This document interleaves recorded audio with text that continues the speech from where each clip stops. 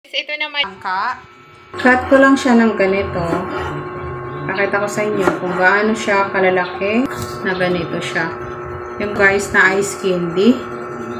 Then mga 1/4 lang.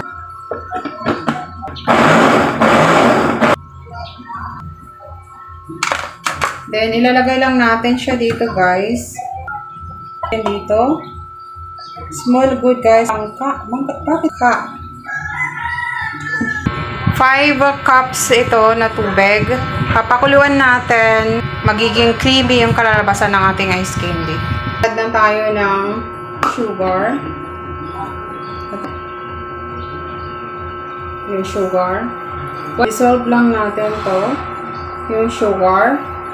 Make sure na na-dissolve yung sugar natin. Dissolve na yung ating cornstarch or langka. Yung langka ay lulutuin natin siya. I make 1/2 cup na water. Little by little. And dahan-dahan natin ito. Lulutuin lang natin yung cornstarch. Solid.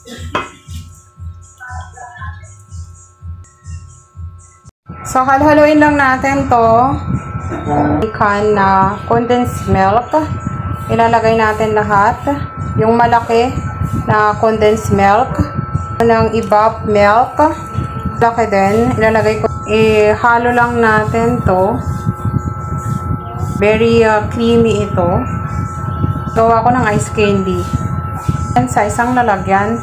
Palalamigin lang natin muna ito.